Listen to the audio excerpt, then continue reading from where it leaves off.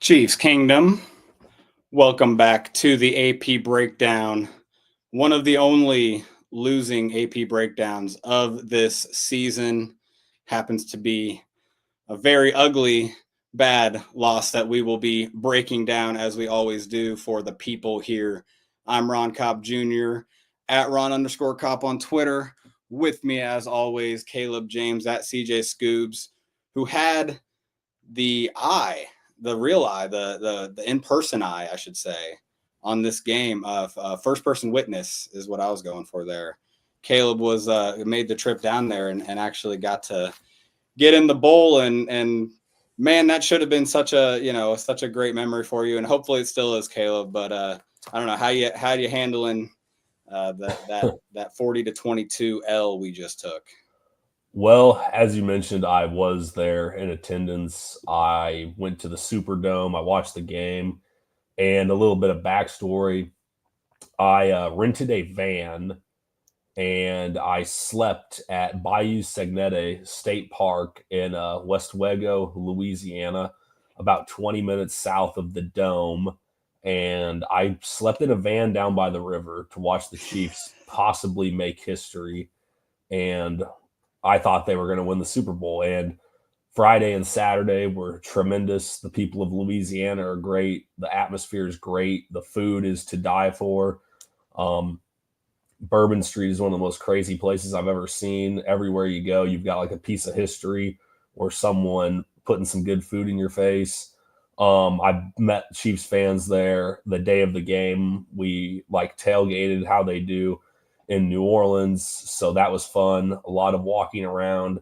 You go into the game, and I got in there. I think I got into the game at about 3:30, so a couple hours before, just sitting there, taking it in, just looking at everything, watching it fill up with red and green. And national anthem was great. You know, the home of the Chiefs was loud. It was intense. And then the game started. And it went so horrifically downhill that it was maybe one of the worst. I've been to some bad Chiefs games, man. I've seen some games. I'll get to some of that stuff here in a minute. Hey, they can spell. One word, they can spell. They can spell. We know that. No, we can't say too much about them right now, unfortunately. They can say all they want to right now with how that game ended up on Sunday. This had me looking back at some games I was at in like the Todd Haley era, the Herm Edwards era, when I was a kid, you know, stuff that happened in 2008, because that is one of the worst games I've like seen the Chiefs play in. And I did stick around till the end. I didn't leave early. I was determined to see it, but gosh, that was rough. I mean, it's hard to even explain how rough that is, considering just how hyped up I was from the moment we beat Buffalo through the entire trip, knowing I was getting to do something that just not a lot of people are fortunate enough to be able to do, and how lucky I am in general. And to have the game go like that could have been better. I got trapped in an ice storm Monday night in Arkansas and had to pull off the side of the road to get another hotel. So we've been taking some L's, but let's get into this film. No, it is just something no one, not many people can say they went to a Super Bowl, and, you never know if it's going to be the last for a while or forever. You never know. We sure hope it's just one last one here, or one last, blowout here, obviously. And then it's back to normal business. Chiefs have plenty to do this offseason, plenty to talk about as we get down the road here, right? But let's look back at this game, because it was over just insanely quickly. That was the saddest part about it. They had one maybe shot right out of halftime to kind of get back in the game, but this game just crumbled right out the gate. And it all started with the Chiefs offense. Like, the Chiefs defense, maybe before we even get into the offense, maybe we can talk about one of the only positives from this game. The Chiefs defense did exactly what they were supposed to do, executed the game plan in terms of when Saquon got the ball, they were going to be run lane, disciplined, sure tackling, flying to the ball. Jay Reed was doing that, obviously, like he has all year. Like, holding Saquon to what he did, was exactly what the Chiefs were wanting to do, and giving up some of those pass plays is just kind of part of it. And you saw that, they got beat a few times. Jalen Watson did, but I don't know, Caleb, like that was the game plan. And it just really felt like the Chiefs offense just didn't give the Chiefs defense a chance to, kind of stay in it. Right. And they didn't create pressure up front either. Obviously, the Eagles' offensive line is very good, but Jalen Hurts had as much time as he wanted to do whatever he wanted. I think my biggest issue was just Watson on Smith a couple of times that burned the Chiefs, but also at that point of the game, you got to try something because you're put in bad spots all night, just with short fields, short rest. The Eagles had so many possessions. I mean, because the Chiefs just went 3 and out every time they had the ball. I mean, it was unbelievable. And so, I think, those pass plays were just kind of, you knew it was going to be maybe a game like that if Jalen Hurts was on it. They forced the early interception, right? The blitz, right? On that, Brian Cook got the pick, so it was nice to see the Chiefs defense execute that game plan. Spags, it doesn't seem like whenever these kind of games happen for the Chiefs, it doesn't ever seem like it's the defense's fault. It always seems like the offense is the one that comes out and, again, looks sluggish. Let's just get right into it because, there's so many different factors that go into this and that we can talk about. But I'm just going to go from the first play to, it's going to go in chronological order. And we're just going to get into all the different things that we saw, that I saw, that just wasn't a huge fan of in this game. First of all, that Bills game, you come out with the RPO action, and that works, amazingly, right? Mahomes is dicing it up. Mahomes is going through that zone coverage like it's nothing, finding the windows, gets them all the way down. It makes sense that you want to do those RPOs against a zone-heavy team like the Bills or like the Eagles, right? The Eagles, just for some perspective in this game, they ran the highest rate of cover 4 quarters coverage of any team in any game since 2018. That was the stat I saw. And they blitzed 0 times, which means they didn't send more than 4 rushers. They blitzed off-ball players at times, but they never sent more than 4 rushers. And so they were obviously strictly playing 4-man rush and playing that zone. And right away you saw that it looked like it was going to be like the Bills game, right? Oh, here we go. Mahomes is dicing it up. This is actually really nice on his part because he kind of no looks this a little bit. Cooper DeJean is in the flat there. He's kind of looking at Worthy. He wants to commit to that. So that's why Juju comes open over the middle. But here we go to the second play of the game. Already got a 1st and 10 now. We're going to do another RPO, kind of similar thing. Mahomes is kind of reading this play side linebacker, or, the linebacker here, and he's sitting tight into the box. So that's why he wants to throw this.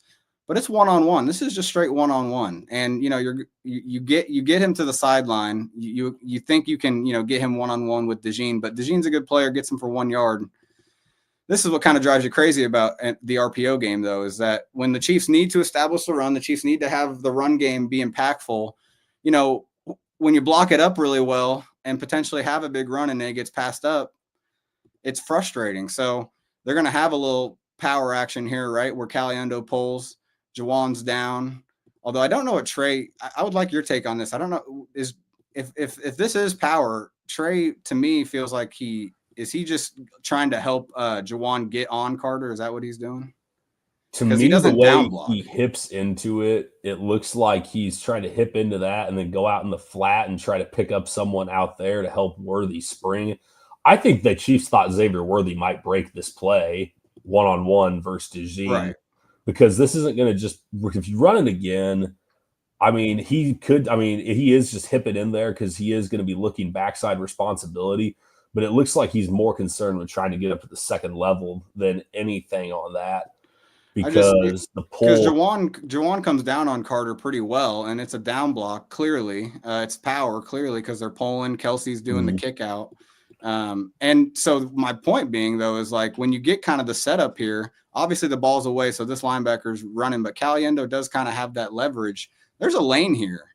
Yeah. And there's absolutely a lane where maybe a big run all of a sudden, makes a difference on this opening drive instead of a swing route over there. But again, that's kind of just the falls of an RPO based, run game, right? Where, you're not, you give Mahomes that control, but sometimes, he wants to sling it. And, I'm not saying he had the bad read there, but, again, that got them into 2nd and long. And then we have to get to that 2nd and 9. We're going to try to move the sticks with something, very easy, because here, they actually shifted Pacheco out to the receiver position from the backfield. And so you get empty. You're spreading out this zone defense. You're spreading out the windows you can throw into. And that's exactly what happens here, because actually the Eagles drop out Sweat as that kind of hook defender. And Burks is going to play that curl. But again, Pacheco being out there, he kind of has to widen on that, even though he doesn't really pay attention to that. But again, this is just all that spreading out is doing is trying to open this middle of the field for Kelce to get into. And it works. He's committed to Brown over here. He kind of works with him. Kelce just has to get right past 19, and he does. And the ball's just behind him, and it's on his back hip, incomplete. You can make the argument he needs to make that catch. And look how many players are around him, though. Right. I mean, my God, there's 4 guys. Right, and they did it perfect, and the Chiefs made it perfect to where Kelce's going to come open over the middle. They got perfect timing on it. The ball is just on his back hip.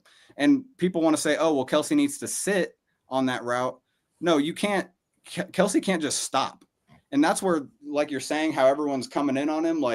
Yes, Kelce is going to get hit, but he knows that. That's part of this game. In these tight, aggressive zone windows, you're going to get hit. If this ball's on him, he has the chance to brace and move the sticks. Instead, actually, the ball's behind him. It makes him turn, and he gets vulnerable to a hit. If anything, it makes him, less protected where that ball placement was. But yeah, no, they got the zone window opened and then just don't execute. Boom. 3rd and 9. Pressure got home on that 3rd and long. And so now you're 3 and out right away. Not a great start to the game, but they have a second drive, see if they can get something going there. And actually they try to get something going right off the bat on this play. 1st and 10. You're going to see them go for the shot. They're going to go for Worthy down the field. He's going to motion out. He's just going to end up, because it's quarters, right? So he's just going to end up one-on-one with this corner. And what Mahomes is reading on this play action kind of setup, he's reading this backside safety. He's trying to see, is this backside safety going to bail because Worthy's going long, or is he going to, play this Kelce route, which the Eagles watch their film. They know that even though Mahomes is kind of rolling out this way, Kelce's going to be, bending back against the wave, trying to get open in that window. But obviously, boom, they're all on him. So if that's the case, the read here is probably to let it go for Worthy. And, Worthy's a small, not as strong of a player as a guy like Quinn I mentioned, who can be physical and maybe would be able to box him out. But I don't know, Caleb. I feel like the saying is, for a quarterback on this kind of route, if he's even, it's leaving. He gets even by the time Mahomes loads up. And if he just gives him a deep ball to track, kind of, closer, obviously, not as much from the sideline, there's a chance, even if he can't come down with it, he gets DPI. I would have loved to see Mahomes rip this. He takes the check down. They get 5 yards. It's probably the smart play, maybe, but I don't know. What do you think? There were a lot of instances this game where Xavier Worthy had them beat over the top and Pat didn't let the ball out. That was apparent to me in the stadium. I couldn't figure out what was going on. Obviously, in garbage time late in the game, he started letting it rip. But there was just something going on that he wasn't quite liking all the way.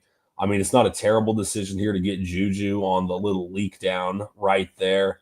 You can live with that for now. But it just look at how much he wants to, too. That's the weird part. I don't like the hesitation. That's what makes you. Well, and then you look at how many guys are on Kelce on this one.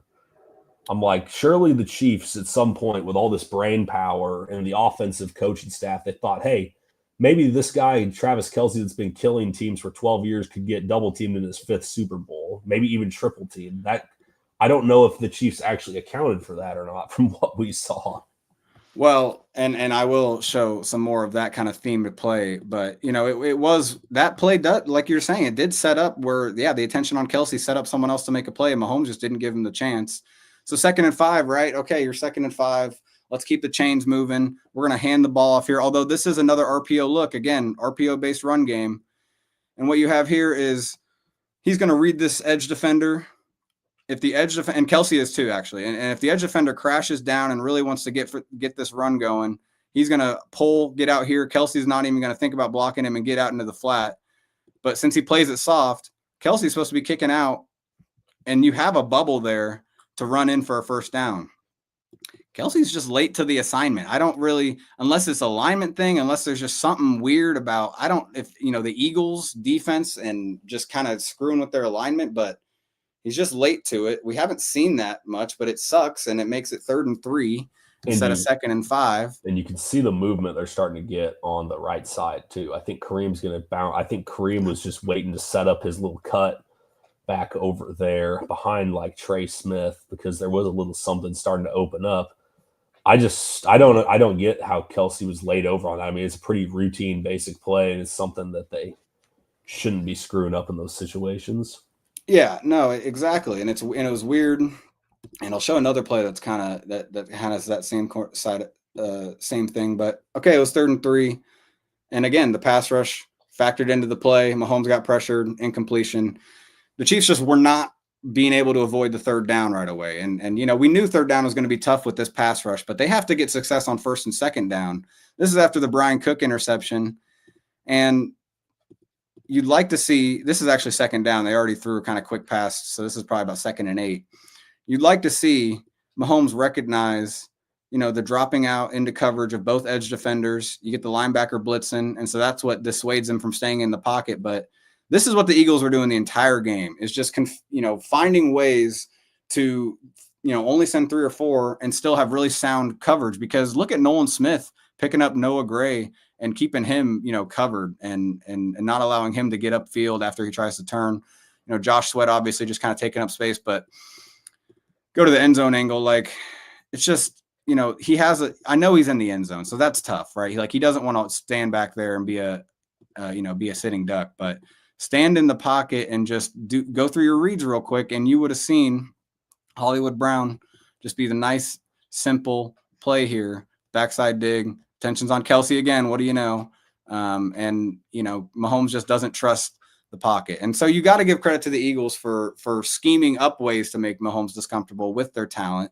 That's where I keep coming back to, like, the Eagles just played in a hell of a game. They're a hell of a team, and they kept executing. But the Chiefs just kept running in, shooting themselves in the foot. And this is actually almost literally because this ball is thrown at Kelsey's feet. Because it's, that last play, the check down to Kelsey got them to 3rd and 3. They're backed up. Mahomes, he's expecting zone. He knows he's getting zone. He wants to hit Kelsey when he's going to pop open, between these zone defenders, because this route concept, it's like Z spot pretty much, where you're going to have, and he's kind of running the Z position, but you're going to have the running back out in the flat. That's going to widen this guy who's kind of has to respect the flat. And then you're going to have a receiver running over the middle. And if 42 commits to him, then this is open. If 42, kind of undercuts him like he is, then actually Juju's going to be open. And so if Mahomes, took a second, Juju's actually the one that comes open. But I get why Mahomes kind of predetermines, like, look, I know I can squeeze this ball in, and Kelsey sits perfectly into it. Mahomes is the one that is off here, because you could say, oh, well, is Kelsey a little too far outside? But he has to widen, again, knowing this guy is going to respect the flat, is going to have, because if this guy just, sticks on Kelsey, then Mahomes is going boom to P. Ryan, and then it's a first down. He has to widen, because 42 could be, screaming over like he is. And, he has to be able to, have a little position, a little space, and he gave himself that. But Mahomes, I think it's just a bad throw. And he doesn't have very good footwork there really either. He's kind of flat-footed. He's just got his feet kind of wide. He didn't really step into it. Look at that lead foot. Like that, he just didn't look comfortable, and there's no reason to be uncomfortable. When I get into some of this stuff, I put a big deal of this game on the bad offensive line play. Some of it he was running himself into as well. Oh, we're gonna see it. Don't worry. That's actually next on the docket. Because, well, not necessarily this one.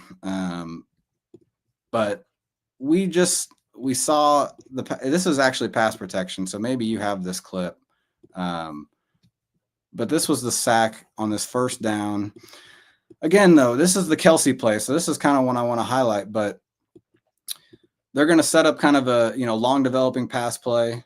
They have 7 in protection because Pacheco is going to come over here and help chip. Kelsey is actually straight up on the edge rusher, but they kind of scheme it up where, and they've done this all year, where Kelsey, his plan should be to try to widen that edge rusher, try to ride him out to the outside, and look where Creed's coming. He's coming to clean it up. He's coming to help while Mahomes kind of rolls out, comes back into the pocket, and tries to find, one of these guys. It's one of those misdirection kind of pockets. They're moving the pocket a little bit. But Kelsey, let's just go to the end zone angle, because, I think really, again, he pops open, he's trying to get the ball, and I think that's because he screwed up. He knows the guy's coming right for him, and so he's saying, hey, get the ball out to me so we can, not get a sack. But he should be popping out like that after Worthy clears and everything, after Creed's picked him up. That's how this play develops. And so, to me, he's just laid off the ball. Do you see that? Yeah, and what also doesn't make this play any easier, look at the Eagles' pass rushers. I just take a look at real quick. Are they phased by anything the Chiefs are doing with this motion or Pacheco? No, they're not phased with that because the Chiefs didn't run the ball. This play works better when you've been running the ball, kind of working it, and those defensive ends have to hold up. That gives Creed time to get out. I don't necessarily think Kelsey's plan or intention is to stay in there the entire time, but he's certainly got to stay on there long enough so that his center, who has a very incredibly hard job, who had to snap the ball and then basically run to the end of the line of scrimmage to block a defensive end, has just a second to get out there, and they couldn't even buy that. So it's just bad. It's bad football all around by all parties. I mean, right. No, he gets hosed at the end on this one, but I mean, well, right, because the front of the pocket isn't exactly sturdy either. More Ojomo, comes in here, and Trey obviously cleans him up, which that could have helped if Creed does get this block. Maybe Mahomes can maneuver around it, or he could step up and run or something. Right. Yeah, but honestly, either way, and I didn't show the wide angle very much, but there were, the routes didn't open whatsoever on this play. The Eagles had it perfectly covered up. So it was tough. He would have had to probably take off to make a good play out of it. But again, just seven people blocking 4 guys, and it looks this bad. That's a big issue, and that became an issue, and it was an issue on this play and the play right after it. They keep 7 in again, and it's 2nd and long, and I hate this play call, this play design. That's why I have it drawn up. You're just going to have 2 very quick sit routes on the outside that Brown gets completely covered up, and then you're just going to have 1 route over the middle, which, again, Juju, there is a layered pass that could be made here maybe, but you're going to see from the end zone angle, Mahomes never really had a chance. 42 comes up because Mahomes is coming up because of the pressure. Again, 7-man in, kind of the same setup, the exact same setup where Kelsey is the lone guy on on the edge rusher, and he blocks him. Pacheco's here to help, right? Nope. Oh, no. And obviously Joe Tooney here. You got any thoughts on, I think Tooney, he just got, put in a bad spot this year where, he's a great spot start left tackle probably, right? And he's a good left tackle in general. I think he proved that, but I think against good edge rushers, they finally, started to just pound the power rushers, right? It's more the length, I think, that bothered him than anything. Yeah. And that's really his downfall, why he didn't play tackle out of North Carolina State when he first joined the New England Patriots. He just doesn't have the longest arms in the world. I think there's, you looking at Joe Tooney, he didn't play a great game, but it's not really, I don't think it's his fault. There's no reason Chiefs fans, I think, should be mad at the performance he put out there. I mean, when you try to come into a season with 2nd-round players and thinking they're going to be your starter for 10 years at left tackle, you might be setting yourself up for some adventures down the line, or Wanya Morris being hurt and DJ Humphries being hurt, not bringing back Donovan Smith at any point. And, the musical chairs at left tackle caught up to them. They've been getting away with it, for the last 2 seasons, and it finally came back to hurt them this week. Well, I didn't want to show the pick 6. We don't need to see that again. It was a bad play. Honestly, one thing I probably could have showed about it was I hated how the Chiefs set it up spacing wise. They rolled the pocket out right against an Eagles defense. That's the one thing about, rolling out, cutting the field in half against the zone defenses. like against a heavy zone defense is like they have all those guys all over, and you gave them way less space to cover. And that's what happened there. DeJean played it well. There was no window. Mahomes should have thrown it earlier maybe, but I just didn't think we all needed to see that. I will just show other annoying plays from the game. But no, just a few more from the second half that just kind of show that. And I know you have pass rush clips too, so I think hopefully you cover some of the other stuff that happened in the game.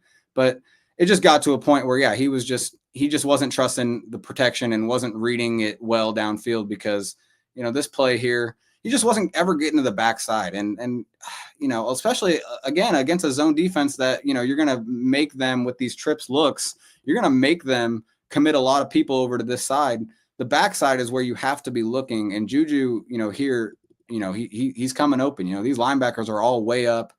There's a space there. It wasn't going to be a first down, but this isn't third down or anything. This is a second down. Or no, this is third down, excuse me, because he scrambles out of this. This is the scramble. I do think, though, as he starts to gain more chemistry with Xavier Worthy, maybe they'd look back at this one and say, hey, buddy, just run straight. As I believe he's in the slot there on the top, correct? Yeah, that's him right here. Oh, never mind. Hollywood. That looks like Hollywood. Oh, yeah. No, I see what you're saying with Hollywood for sure. Like he has to read the safety. Safety is clearly shoulders turned where you should just get upfield here. You're right. Look at the way Pat is waiting back there. Like if you go to the end zone view, this is one of the plays where I was like, dude, if you're going to throw it, then just throw it, you know? And at this point, things obviously weren't going well for the Chiefs, but the way he's looking, like, I think he's wanting to set something up deep with one of those two guys. He's like looking off, maybe giving Hollywood a second to get open, but the pressure kind of flushes him out. So that's where I was at in the stadium. It's actually that shoulder nod tells you that. No, that shoulder nod he does right there tells you that he was trying to set something up to the other side. Probably looking for Brown. Yeah, he was hoping. Well, let's look. This is exactly what it was. If you look back, he's hoping this backside safety comes down hard on the dig. That's really what it was. Yeah. And so you're right. But again, if you read this out, just Juju is still over the middle. That's what's tough because he had the pocket to kind of step into, but you can see him. You know, you can see him retreating just kind of naturally. If he steps up and goes left, I think it's a different play, but it is what it is. This is actually a hilariously athletic play by Joe Tooney. Like comically athletic. It wasn't like the greatest pass off in the world, but somehow he had his back turned there and still picked it up. Just kind of funny. Well, last one before I throw it back to you, because this was the other worthy one that really stood out to me. There was another one. I should have clipped it. Couldn't show every bad play in this game, but this one to me is exactly what you just said about, you know, kind of wanting it. You know, he was kind of looking for it, but this is where the pass rush, you know, just being able to be as effective as it was up to this point. That little stunt right there, you know, Sweat coming in, flashing that green in his face. That's all he had to see, and he was not feeling it anymore. And I'll go back to the wide view, but because he had that space to kind of step back up. And it's not bad protection. No, exactly. That's the point. Yeah, no, seriously. Like, there's only 4 coming. They pick up the stunt. Like, if Mahomes kind of just resets his feet, you know, when he kind of starts running here, instead of running, if he just kind of, you know, resets, and I know that's a long pass, but Mahomes has the cannon, obviously. It's just, you know, it's tough. And if you look to this other side too, you know, if Mahomes kind of steps up here, if he keeps his eyes downfield, you know, Darius Slay comes up because, you know, he's kind of seeing Mahomes run. There's an angle to Brown on the sideline. That's where, again, just like the snowball effect from the first half, there was just no coming back from it. Like that, I wrote about it for the site. Like, you know, we can look at all these plays from after when they went down 24-0, but like, I really feel like the damage was done. The offense got predictable. The Eagles smelled blood in the water. And Mahomes was too shook for the rest of the game. And it's hard. Like, you know, you can't have that happen, but I don't think he was helped by the pass protection, the play calling. And like that stuff needs to improve, and maybe it won't happen again. But it does feel like we've seen, whether it's the AFC Championship against the Bengals, or there's just certain times where defenses really make him uncomfortable, and he kind of just doesn't play within himself as much. So that's what you kind of saw this game, and you got to give credit to the Eagles defense for forcing that, right? I mean, that was really what it was. Absolutely, give credit to the Eagles. I mean, it was just a phenomenal overall game for them. I mean, you can't really do anything but tip their cap. Their game plan was very basic, like we discussed on the show last week, but they were just the superior team in all facets of the game. And I wish I had the wide view of this one because I'm curious to see what the receivers were doing. I did not get it clipped, but we'll just let it play out and then I'll go back because that was bad. That is about as bad as it's going to get. And this was one of the plays where I thought Mahomes probably held the ball too long instead of being too antsy. So he had no rhythm the entire game. It's hard to do that when you have no rhythm, but also the Eagles pass rushers, not a single one of them is looking like they're getting ready to play the run. They are all looking like they're going to try to blow off the line of scrimmage as fast as they can and get into the backfield to get after Mahomes. You see they bring the slide to help out Caliendo, going against Milton Williams, who, of course, we talked about last week and had a giant game. But he's really getting into Caliendo, but this is easy for him to beat because he's already, Creed's trying to help out, but Williams is just out leveraging this guy right now. And now it's in the backfield. Pat's moving around. Trey Smith does not know Pat is moving around. So he's, it was a rough game for Trey Smith and what was probably going to be his last game as a Chief. But I do think he was one of the guys that did fight regardless of not playing good. Like he's fighting here. He doesn't know Pat's shifted over there because he doesn't know what's going on. Right. But my goodness. Dude, that was shades of Ndamukong Suh knocking his head off against Tampa Bay. Well, this whole game felt like that Tampa Bay game, which I just never thought was possible in this Mahomes era to have that happen again, and obviously Caliendo's a backup, and Tooney, is not a left tackle, so you can say two, but they knew what offensive line they had. That's what really, drives me crazy about this game is the game plan, and they knew what they had. It's not like they were surprised they would be mismatched up front, and they just didn't really have a great counter or solution to the Eagles, just winning in the trenches and being able to play 7 or 8 in coverage at all times. Yeah, and no screens. No any of that. No play out. Well, you can't. They eliminate half of their offense by not running the ball. Right. But take a look at this one. It starts out okay, but I think you might have already shown this one. I apologize for that. Well, there was a couple of plays where this happened to Joe Tooney. He just got outlinked, and then we already looked at well, hey, you know what? No, there's something on this play. Caliendo, go back to it because, like that's the other thing too is not having a good guard with a left tackle that's not Caliendo could have maybe got over quicker. Is that possibly true at all? He needed to have his eyes there. I mean, obviously he's got the guy head up on him, so he's prepared for that. But really, that's going to be more Creed's block because you see Trey Smith do it all the time when it's slide right. He keeps his body down there to help, but his eyes are out in the B gap because that's technically his gap. Tooney's doing what he can, but he needs just a little bit of a helping hand right there. This play probably ends differently. Well, probably not because Kelsey and our running back, Mr. Pacheco, there were horrible on that play. Yeah, no, I mean, that's the thing with Pacheco and protection is he's definitely like a Oklahoma drill. I need to hit you as hard as I can. Like he loads up there and kind of drops his head and just tries to, shuck him when you're helping a player block, you don't need to, it doesn't need to always be like, sometimes, it's nice to give him that shoulder, but just get your hands in there. Yeah, that wasn't great. I really don't want this to turn into the let's crap on Mike Caliendo show because I actually met his family at the stadium. They're very nice people. But obviously we're going to talk about, I actually think Mike Caliendo will be back on the team. He's a solid interior option as guard and center. I mean, this Well, is he just about gained a how lot of experience. I mean, this is about how Nick Allegretti looked in 2020 for the most part, his first stint filling in when he was still, first, second year guy. So I think there's definitely potential there for him to be the swing interior player moving forward. Like, I don't have a real problem with that, especially since he does have the ability to snap and do both. But here's one of those plays where it's just really strange, just watching it all just yep. unfold here. No, that's crazy you say that. I thought the same. This play was very weird. You've got dudes running, about to be.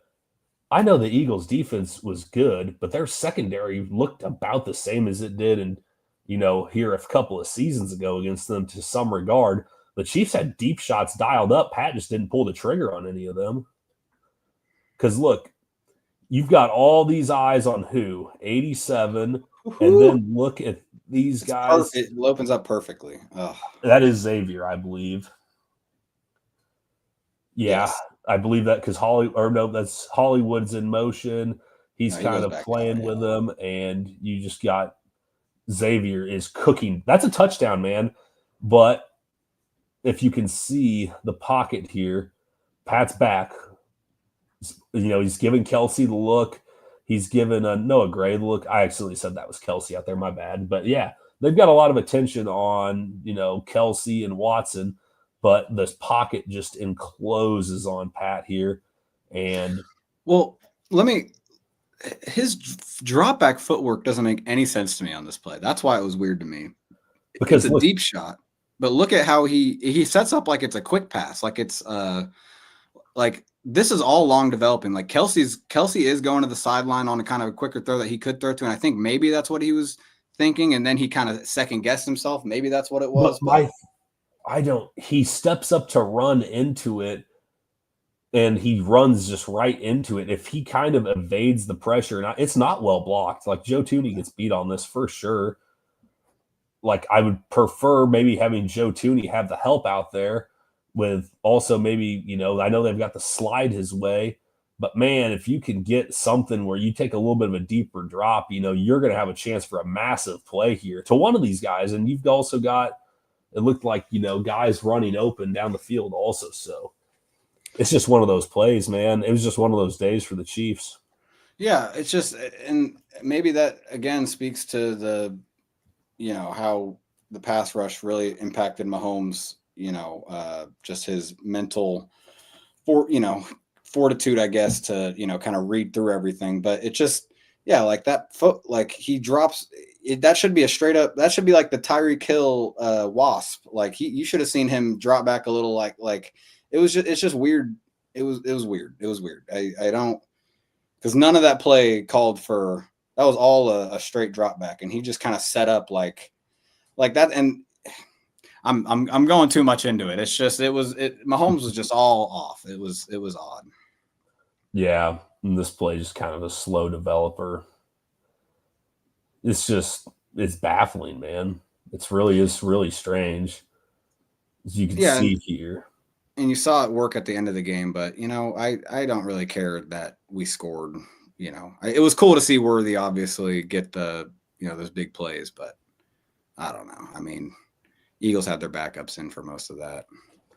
Yep, and just the same old shotgun offense, no going under center at all.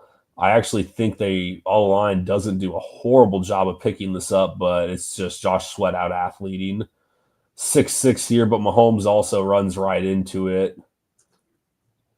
He had a chance to sit down and probably work something with 87 or force 12 here to do something against P. Ryan, either step up and drop him, but he kind of hits the flat. I mean, they just had a good pressure plan. They knew what plays to flush him on. They knew they're down in distances when they needed him to kind of turtle up, or like he does here, and just kind of, or on the last couple of plays where he just runs forward and eats it, or when he's going to get out of the pocket.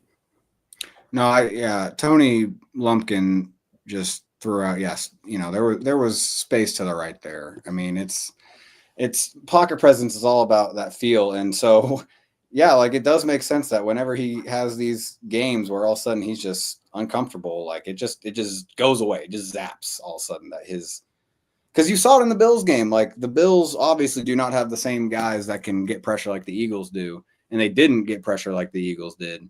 But it was a similar kind of game plan, and Mahomes was fine navigating through it all. And yeah, it was baffling. When we take a look at this one, I thought this is pretty well protected for the most part. You've got options open, man. He's indecisive, and then it's hard to tell from this angle, but just look how I mean, he's doing the splits in the pocket. Like there's so much going on. I've never seen Pat react to this or react this way in a game, but just kind of a, nonchalant. It looks like he's looking for something. I think he knew he missed the deep shots early in the game. He didn't pull the trigger, but then it compounded by him trying to go looking at it too much, and when it wasn't really there. Yeah. And also, there's 3 guys around Travis Kelce, and everyone else is either running 10 yards or 100 yards downfield, like I think Mr. It looks like that's Hollywood up there is doing, or they're standing at the line of scrimmage like Xavier Worthy. So in this instance, where is the play calling? I mean, where is the play where Xavier Worthy's busting a little drag route across the middle here with Kelce drawing all this space? Why do we have guys just standing 5 yards? Why is Pacheco not running some sort of a Texas route or an angle route right in here into this massive void here, and we're getting something going out of the backfield? It just, the play calling was just not, I hated it. I hated it so much. It was unfunny. No, that's a really good call on the shallow crossers. We didn't see that once. And that is, you think about a deep quarters team, like, yeah, you send 2 or 3 guys from one side deep and get the shallow crosser under, you're going to have space. And especially when you have like all these guys looking at Kelce. And I mean, no, on this play, I will say, because I actually skipped it because I figured you might be looking at it too, but Mahomes runs into the sack. Like you said, Kelce's clearly covered. It's just throw it to Juju. Like what is the problem here? I think it's his 1st and 10 too. Like it's just, this was right out of halftime. They got that quick pass to Worthy, got them a 1st down, got them a little momentum. Like freaking throw it to Worthy real quick and just keep it moving. Like I don't. And Brown, even on the outside, on the top of the screen, like, yeah, if you want to try to hang in and hit that, sweet, but then do something. Like, do one of those things. I hope that Isaiah Pacheco did not have an option on this route to run back to the inside. I hope it was just he's just running the route they told him to run here. Because if it was an option route and he chose to run out here to the flat instead of that massive amount of space in the middle there, I would be a little frustrated. Well, and that's a low-key thing that it is hard to tell, but like, yeah, something like that, like, they need a bigger X factor as a running back, just overall. They have a lot of, that could be the case where Pacheco's, they've been trying to get him to be that pass down back this year. I feel like he got hurt. Obviously that really, screwed a lot of it up. They're trying to make him a 3-down back, but, and we'll see when he bounces back from injury. And they could have just done this more than they did. I know falling behind takes away your ability to run the ball, but man, you got to keep the pass rushers honest. Like you've got, you're running basically with them running zone here. They're running into a 1-man box. Like, come on, they're going to get it blocked up. You're going to get 6 yards out of it. It's going to be a big pile, a big fun finish on the play. I don't know why they did that, why they didn't do it more. Well, even this play call though, like, why does it always have to be outside zone? Like, and it works, like here obviously, but like, you eliminate that backside cut when you run it like this a lot of times. Like it's just harder to get to the backside when you're running, outside zone from the shotgun. Not like there was a backside necessarily there, but the middle of the field is where it's open. Like attack that, like get under center and freaking run the ball at a defense that is playing soft off the ball. Like the off-ball defenders, I should say, right? Like they're playing zone, they're playing coverage, like they're focused on that. We just keep seeing these shotgun runs, these RPO based runs. And that's the play again. And I mean, and look at Trey Smith versus Jalen Carter here. Jalen Carter's a good player, but he is not Mr. I'm just going to sit here and eat every double team. He hasn't been that guy since at any point of his career. And you can see Trey Smith has a really nice block on him. This play should be getting ready to hit, somewhere behind Creed and Trey. And it was the Kelsey collision play, so I didn't mean to re-show that one, Ron. I just wanted to make a point. Is this another one? This might have happened more than once. Because Caliendo doesn't pull on this. No. Or am I? I don't think Caliendo pulled. Yeah, the one I showed. Yeah, Caliendo pulls on. Oh wait, I'm sorry, I'm mistaken. I'm thinking of the other run. Never mind. Yeah, this is one. But anyway, just the total lack of attention to detail, and you've actually got a nice little seam forming there on the right side. Like I don't know why they didn't do it. We'll never know. It'll be one of those things that probably bothers us all for a long time. But that's what I got. Not a ton of positives to break down. I would have liked to get into some of the defense because that's really, I don't pin a lot of this on them outside of a few little mismatch assignments, which, you know what, you got to try to blitz at some point. And if Jalen Watson gets burned deep by Devontae Smith, then so be it at that point in the game because the game's already close to over anyway. But really, I just thought the secondary could have played a little bit better from that perspective, but I put most of this on offense, the play calling, the quarterback, the tight end, the line, everyone in general involved. It was fun seeing Xavier Worthy late, though. That was fun. Yeah, I have a sour taste in my mouth about that. It's like, yes, it's great to see, but like there were opportunities for that much earlier, and like Worthy could have had an incredible performance if Mahomes gave him some more opportunities to make those plays earlier. But yeah, to wrap it up, like you just mentioned about the defense, we talked about it at the top, but yeah, the defense did its job. The defense absolutely did its job. And you got another play here, it looks like. Yeah, we'll show the deep ball. This is the best pass Patrick Mahomes has ever thrown in a game. I actually do believe that. This is insane. I mean, it's 70 yards. On a dot. And Xavier Worthy's ability to track.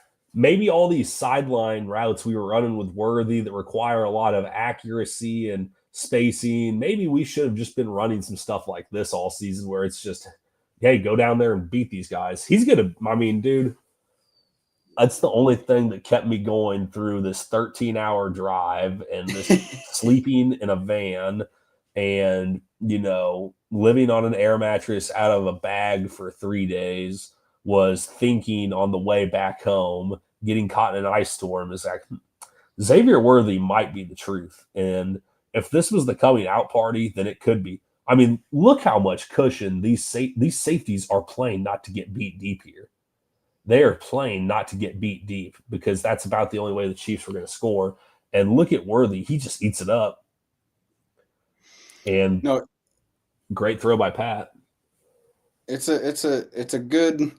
is kind of like symbolism kind of when we go into this offseason. I think the Chiefs absolutely need to just get overall faster on offense. Obviously, Worthy is the centerpiece of that. But, that means possibly re-signing Hollywood Brown. I would be in favor of that. I don't know what you think about that. Maybe. I would. Depends on the deal. Sure. It would depend on the deal. I would bring him back over like Hopkins or something along those lines. Just absolutely. Hopkins after that Tampa game, his performance felt kind of flat for me through the rest of the season. He kind of pulled the wool over our eyes with that big Monday night game. I thought it was vintage Hop again. And I just don't think the Chiefs want to deal with all the snap count stuff when they can just start to get guys that they can develop. And I just think overall you have to think about just a few small changes. Like these teams have all the film of every play they've run. We're the most watched team in the National Football League. We're everyone's Super Bowl every week. Just make a few small wrinkles. I don't know what Matt Nagy does, but he just seems like he just pulls the mediocrity out of people. Like I didn't see any improvement this year from any one of the pass catchers except for Xavier Worthy. And that's because he is so extremely gifted. It's not even funny. I mean, at some point you have to think about, I'm not going to say fire him, but you have to get someone with a little bit of I'm not saying change a lot, just a fresh idea on things. Just because Well, what is a team that develops receivers really well doing the Chiefs are not? I mean, and the Chiefs are developing receivers. The offense is going to be super close to being back to elite once they do get Rice and Worthy running at the same time. I don't I know. I think think a lot of this had to go back season planning. no, I think there's some truth to, and people, you see people on Twitter maybe say it, and it, almost jokingly, but I think there is some truth to, the Chiefs these last few years have really made sure, or have tried, I guess, to make the offense so high floor, or just so kind of, where it's almost like the Alex Smith offense a little bit, where it's like, okay, like, yeah, we're gonna find ways to find yards on like any, on any play, and we're gonna chip away and methodical instead of like really trying to attack downfield. And I think Mahomes' mentality as a quarterback has changed because of that. And he is even taking, he's very conservative, in terms of not putting the ball up for grabs downfield in big games, especially. So that's why I think it would be like if the offense can get faster overall, if they can get more linear speed, just in general at the receiver position, get that a third receiver that brings speed to the table. D-Hop did not. A guy like Jared Wiley, if he comes back from injury, like, can he be a field stretcher in those, multi tight end sets?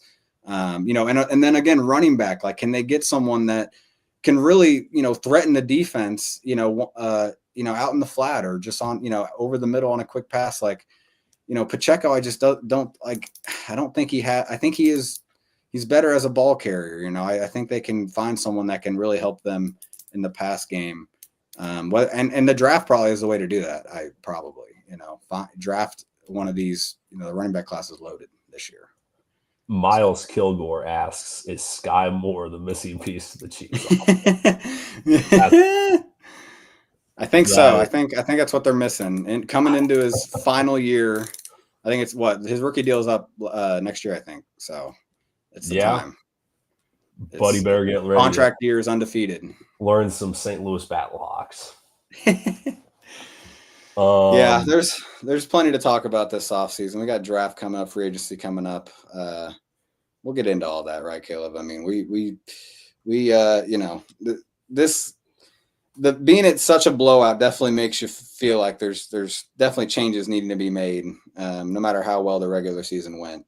What the Chiefs should do is trade for a real left tackle like Andrew Thomas, someone on a very bad football team. Yes. What Chiefs Twitter and Chiefs Kingdom will say to do, let's go trade for Marvin Harrison Jr., or who's very unhappy where they're at. Let's get Tyreek back. That's what people are going to say. I just want everyone, do not fall into that stuff. They need to quit playing musical chairs at left tackle. It is long overdue. I know they've been making it work with the best they can. I know the cap is a big deal. You have to put some sort of resource into it. Obviously, No, I just want to add to that though. Like, you're right. Like, I think you're going to see them, and they should, in my opinion, they should find a left tackle that's already, in the NFL that they like, and do what they got to do to get him. And, you can't, like, even if, because you got to trade picks for him no matter what, right? So, like, are you, like, if, let's say people say, oh, you want to trade up in the draft to get, like, one of the best tackles in the class or whatever. But, like, if you're going to trade picks anyway, you might as well trade picks for a guy that you've already seen do it in the NFL. Andrew Thomas does feel like, man, if somehow, I know but Dayball's still there. So, I don't know if he wants to get rid of one of his best players, in a year that probably is do or die for him. Oh man, that'd be nice though. It's the perfect time to move on from him if you're Giants management, because you're not going to get any better. Like, Dayball's going to be fired. It's just a matter of time, and then he'll be hanging out in Buffalo again once Joe Brady becomes the coach of whoever. Joe Brady will become the coach of probably the Bengals once they fire Zach Taylor. That'll be hilarious for us to deal with again. But I'm just saying hypotheticals now. Conspiracy time. And then that probably is a good wrapping up point then, if we're getting into conspiracy talk. Now, No, we'll be back on the YouTube channel giving you some sort of analysis as this offseason goes on. It's draft season. I know Caleb is already, he gets into it. I am very behind on the draft prospects this year. But we got a good team. We got guys getting ready for it. Free agency, if we sign some guys, we'd love to show you exactly how they'd fit once that happens. So we'll do that. But until then, appreciate you guys watching this year, following along. Yeah, no, Caleb. I mean, it was a crazy year. We only had to break down 2 losses. I don't think we broke down the Week 18 game, did we? Actually, I think maybe we ended up doing that. Week 18, we gave him a little love. But yeah, I hate how the season ended, but Chiefs Kingdom's all about talking together, talking ball together, hanging out together. So appreciate y'all joining us this year. And yeah, follow us on Twitter. We'll keep giving it to you.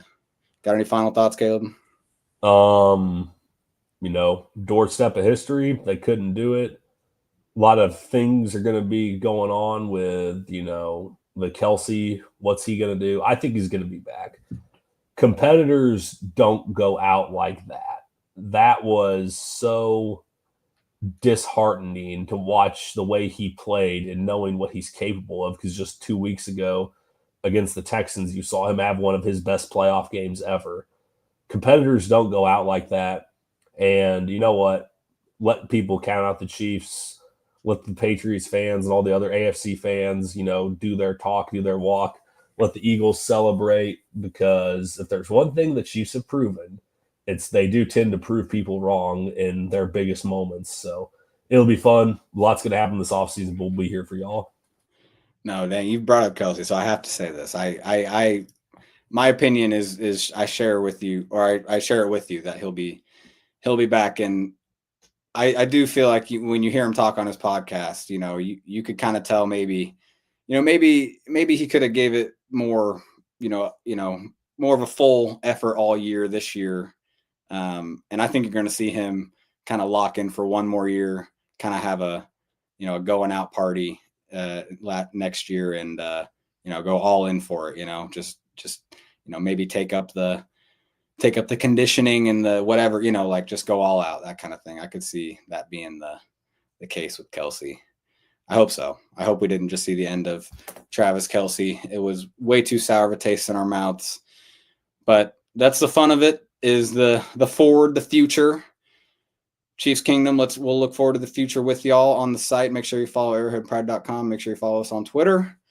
And until we see you on YouTube next, have a good night, a good day, good evening, good week, good month.